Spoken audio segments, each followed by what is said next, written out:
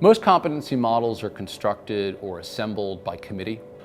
Executives get a say. It goes through HR, it goes through the subject matter experts, it goes through leadership, then comes along the CEO who wants to put his or her inputs in, and eventually it's the story of a great compromise. It's this big, beautiful thing that took a year to create, that involves everything and everyone's opinions, and it drifts so far away from what's actually predicting performance in the organization that by the time it's finished, many times a year later, it's abandoned or refreshed. Hogan's approach to competencies is unique because it is based on personality. It's based on the idea that if you can fully understand a person with a great level of detail and know what they do when they're at their best, what they do when they're under pressure, and what drivers or values they have, that should be able to give you a lot of information on the competencies that they're most likely to acquire. Any intervention, any decision you make about people of any kind needs to be based on real data and on a competency model. So it applies to every possible HR process. Performance appraisal, selection, promotion, salary increments, hiring, firing. So competencies are basically behavioral characteristics that are bundled into themes. And in many companies, they provide the benchmarks for evaluating success. Personality basically provides the foundational characteristics of these competencies or bundled themes. To put it in another way, I like to think of personality as the elements and competencies as the compounds or the molecules that we can build when we combine them. We've always provided those elements, and with Configure, we've taken those same scientific standards to build an off-the-shelf option that features predictive combinations, or as organizations call them, competencies. And Hogan assessments are reputational, and the scales are valid measures of observable behaviors.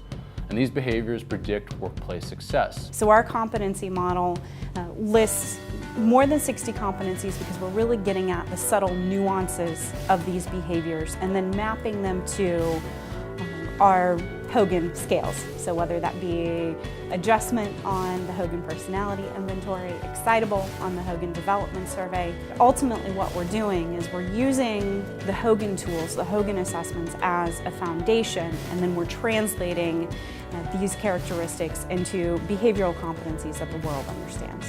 Typically the process whereby companies come up with competency models, if they do a good job, they will do a thorough analysis of top performers in different jobs, and then they look at what characteristics these people have. So it really is a way to reconfigure, if you like, our personality scales in a language and in a model that is used by the organization currently. Over the years, we've studied jobs across the world, across industries, up and down organizations, through the lens of personality. Using all of those studies, we are now finally able to scientifically predict the fulfillment of a competency. One, we've done an amazing job with the interface. It's new, it's different, it's very slick. The other is that we've really taken competencies to another level. So for example, if you want to evaluate a salesperson on his or her competencies and you go into our system, we've got enough studies on salespeople to tell you what companies from around the world are doing, how they're evaluating their salespeople and what competencies they're using. But we understand that organizations also have their own unique evaluation models. And so maybe you want to swap one of those competencies for something that's a little more relevant to your industry, to your country, to the level of this sales individual.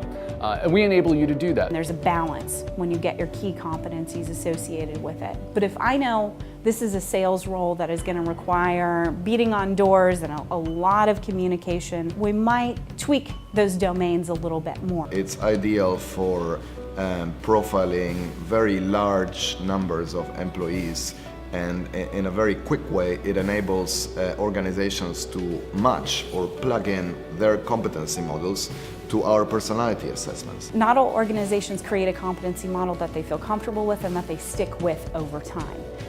The 62 Hogan competencies have been in place for a long time, and we continue to focus on our research to make sure we're doing a better job of measuring these competencies. We're using the right Hogan scales and behavioral characteristics. So it brings the science, it brings the prediction, and it also brings consistency to competencies.